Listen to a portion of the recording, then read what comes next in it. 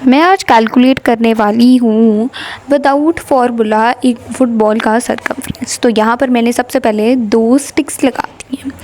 अब ये जो 2 स्टिक्स लगाई हैं, आप चाहें तो इसकी जितनी मर्ज़ी हाइट ले सकते हैं, लेकिन इसके ऊपर जो आप लाइट लगा रहे हैं वो आपने इस तरह से अरेंज करनी है कि यहाँ पर एक स्टिक का शेडो बन रहा हो और दूसरी स्टिक का ना बन रहा हो। इसके बाद आपने दोनों स्टिक्स के दरमियान का जो डिस्टेंस है वो कैलकुलेट कर लेना है, स्केल के थ्रू मेजर कर लेना है और उसके बाद डिस्टेंस लिख देना है। मेरा यहाँ 10 सेंटीमीटर आया है। इसके बाद आपने क्या कर लेना है कि जो आपकी एक स्टिक है जिसका एक शेडो बन रहा है, आपने उस स्टिक की लेंथ देख लेनी है कि वो कितनी है।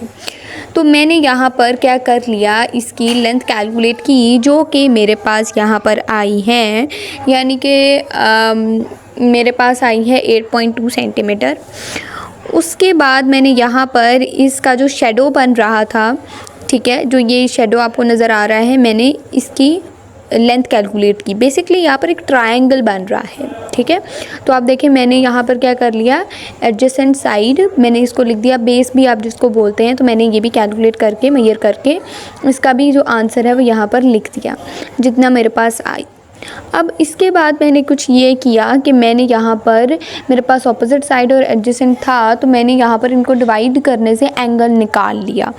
तो मैंने जो एंगल निकाला वो मेरे पास यहाँ पर आया tan theta is equal to, ये आया मेरे पास 71.73 डिग्री। तो ये मेरे पास क्या आ गया, ये मेरे पास एंगल आ गया। अब यहाँ पर आपने गौर किया हो कि मेरे पास जब भी एक सर्कल होता है तो मेरे पास जितना एंगल मेरे पास एक स्टिक का बन रहा है, उतना ही एंगल मेरे पास नीचे फुटबॉल की कोर में भी बन रहा है।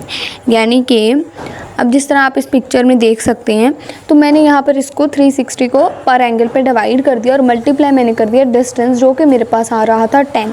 और फिर मैंने क्या कर दिया, जब इसका आंसर निकाला मल्टीप्लाई डिवाइड करने से, तो मेरे पास ये क्या आ गया 50.1 सेंटीमीटर, जो कि मेरे पास इस बॉल का सरकमफ्रेंस था। अब मैंने ये किया कि मैंने एक थ्रेड ले लिया और थ्रेड से मैंने इस पूरे फुटबॉल को इस तरह से बांध दिया, ताकि मैंने सोचा कि क्यों ना थ्रेड से भी मेजर करके देख लूँ कि मेरे पास आंसर एग्जैक्टली सेम आ रहा है या नहीं आ रहा है। तो मैंने यहाँ पर स्केल रख करके इसको मेजर कर लिया जहाँ तक गिरा बांधी थी। तो मेरे पास ये भी जो आ रहा है ये भी एग्जैक्टली उतना ही आ रहा है। इस तरह से मैंने इसमें मेजर कर लिया। अब होता क्या था, यहाँ से लेकर के यहाँ तक मैंने इस तरह मेजर कर लिया और मेरे पास मेरा जो आंसर निकल आया वो मेरा आंसर निकल आया सरकमफ्रेंस, वो भी एग्जैक्टली 50 तक निकल आया था, 50 सेंटीमीटर तक ही निकल आया था। अच्छा, अब यहाँ पर मैं बेसिकली आपको क्या बात समझाना चाह रही हूँ, मैं ये समझाना चाह रही हूँ 50 सेंटीमीटर ही आया और पिछले वाला भी 50 सेंटीमीटर ही। अच्छा, अब आप इस बात पे गौर कीजिएगा कि मैं एक धागे से भी किसी भी ऑब्जेक्ट का जो है सरकमफ्रेंस फाइंड कर सकती हूँ, लेकिन मुझे फिर ये 2πr फार्मूले की क्यों ज़रूरत है। अब आप देखिए कि जब शुरू में ज़मीन होती थी, शुरू में, तो उसका मैथमेटिशियन ने जो निकाला ना सरकमफ्रेंस, वो इस तरह से निकाला। और जब आपके पास एक बार इस तरह से सरकमफ्रेंस आ जाए किसी बहुत बड़े ऑब्जेक्ट का, तो आप फिर उस सरकमफ्रेंस से, जो कि एक फार्मूला है आपके पास 2πr का, आप इस फार्मूला से आप रेडियस कैलकुलेट कर सकते हो। जब आप रेडियस कैलकुलेट कर लो तो आप उसकी वजह से किसी भी बहुत बड़े ऑब्जेक्ट का बहुत आसानी से एरिया भी निकाल सकते हो।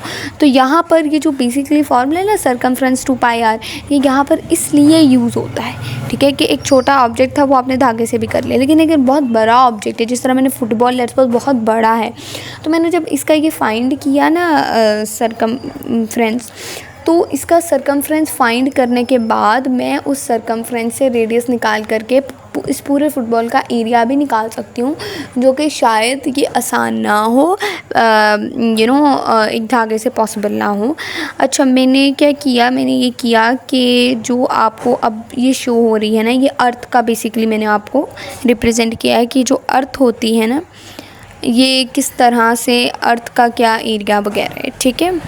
Hope so you like this video, और अगर कोई भी डाउट हो तो आप कमेंट बॉक्स में पूछ सकते हैं। Thank you.